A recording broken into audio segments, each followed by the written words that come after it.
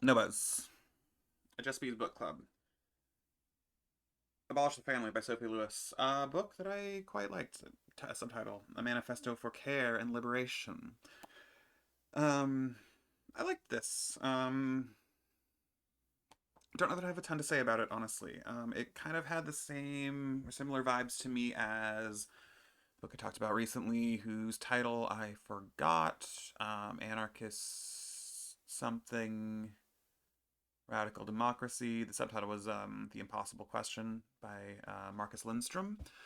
A name that I still have not looked up, and it sucks. In that, I think it's a very good. I mean, I basically say the same thing as I said about that. It feels like a good sort of primer to an argument, why you should care about that argument, and then a literature review that sort of establishes a history of that argument um, that both writers argue is a lot more complicated and long uh, lasting than people who are just now, finding out about these arguments. On the one hand, that um, there are some anarchists who don't think democracy is the be all end all of politics, and on this hand, the Sophie Lewis hand, that the argument to abolish the family is not some newfangled concept thought up by a bunch of white radicals, but does have longer roots. And I think that the best part of this for me was the engagement with black and brown arguments for family abolition, as a white person who has,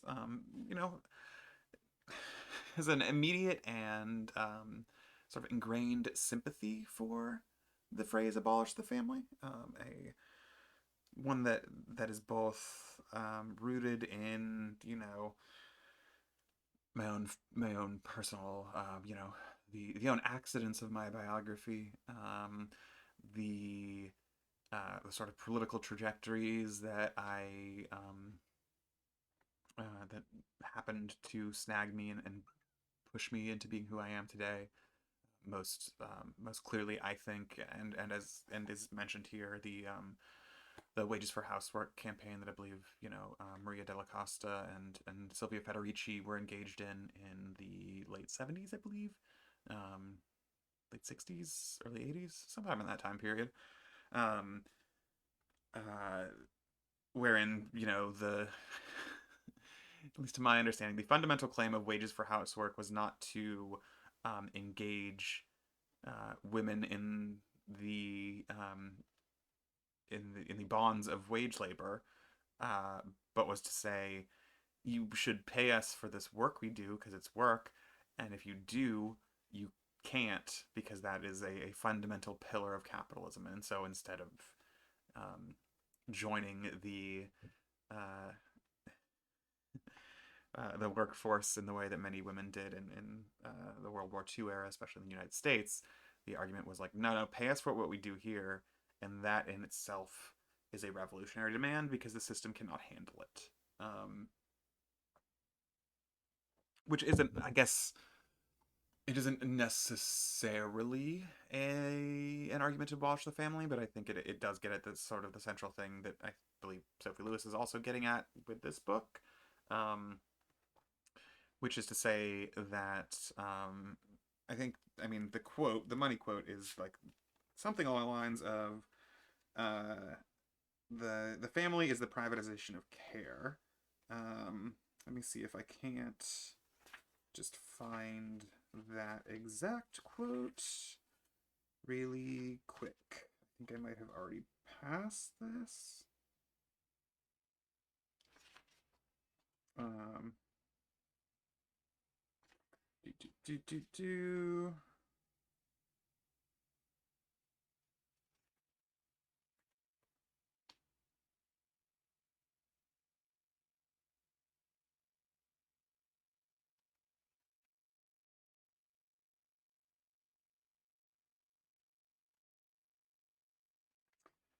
I suspect I am not going to be able to find it because I took no notes. That's okay. I think that's a fair sort of paraphrase of Lewis's point that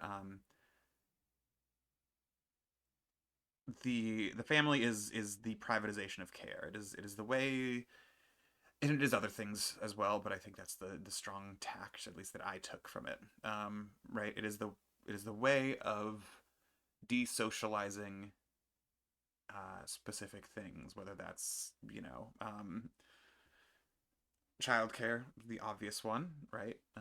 The assumption when one has a child is that then one is that the family unit is responsible for the child and not the broader society, except for in certain circumstances that you could point to, things like child labor laws, right?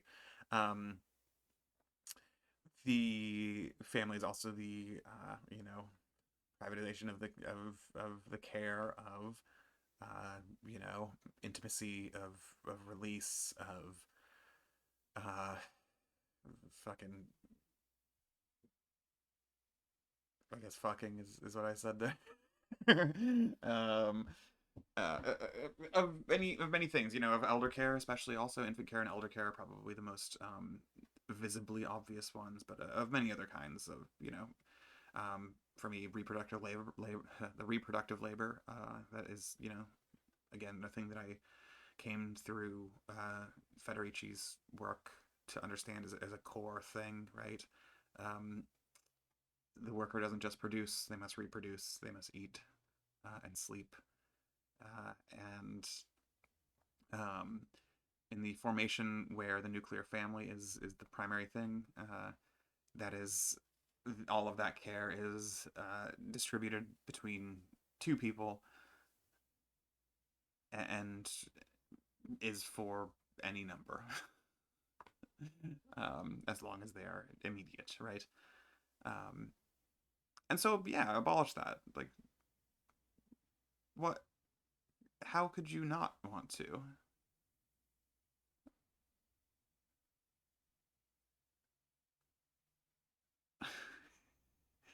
My reaction to that this book might be as simple as that. Um, in like complete honesty. So maybe I'm just like the exact opposite of the target audience. I hear abolish the family, I say yes. I don't say, but tell me why. And I think Lewis does a very good job in this book of being both personal um, and rhetorically convincing in many different ways. Um, Saying that out loud, I think actually the most similar book to this that I might have read in the last few years is actually Carceral Capitalism by Jackie Wang. I think or at least in this particular way, right? There's a very similar mixture of like using using the personal to bolster um, a broad theoretical argument that I think is done often and not very well. um, but in the case of both Wang and Lewis, I think they're done. They're done. I mean, in the case of carceral capitalism, I think it's done just in a stunning way, personally. Um, with the Lewis thing, it's a little harder for me because I'm just like, yeah, yeah, yeah. Got it. Abolish the family. Yes, let's go. Where do where are we throwing bricks at? Um, but like, yeah, and like I said, I think probably again for me the most important piece of this book um,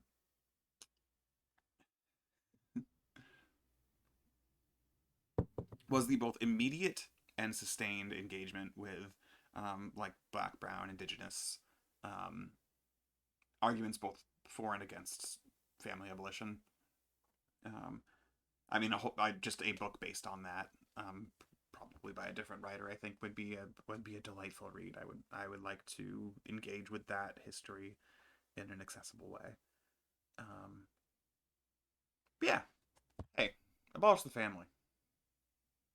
It's good stuff. You should read it. B. This is just for bees. Okay, thanks for not watching.